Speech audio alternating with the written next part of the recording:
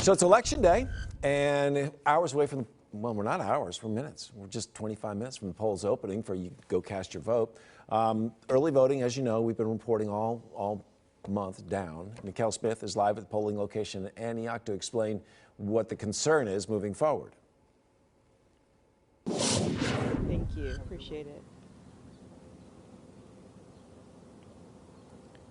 Hey, good morning, everybody. Apologies there. We are here at the polling location in the southeast area of Davidson County, and one of the new topics of conversation with this year's election is the fact that there are partisan school board races. So that's one of the topics that we discussed with Middle Tennessee State University political scientist Dr. John Weil, and he says three big factors are missing for a bigger voter turnout, including the lack of a U.S. Senate race and a gubernatorial race. The early voting numbers this year are on trend with the typical lower voter turnout for no presidential election years, but it is lower than non-presidential years that have happened as well. So let's take a closer look county by county now. First, we have the early voting numbers for Montgomery County, where the 9,000 voters this year are fewer compared to 2018 and 2014. In Rutherford County, it's a similar trend as well, with 16,000 people having voted early.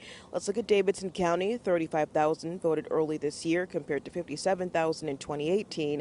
It is still higher than 2014, though, which was the same for Williamson County as well. When we asked Dr. Weil about having partisan school board positions on the ballot for the first time this year. It seems like if there would be anything that we could come to agreement on, it would be that we would educate our children without having a Republican or a Democratic, conservative or a liberal agenda.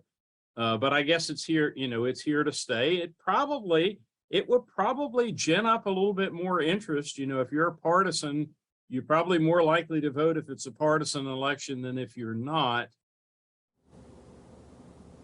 Something else to keep in mind this year as well, Davidson County has its longest ballot so far, so definitely take a look at that sample ballot before you leave home and head to your polling location to line up and cast your ballot.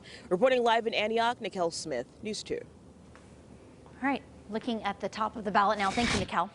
Tennessee Republican Governor Bill Lee is running unopposed, but 3 Democrats are hoping to take him on in November.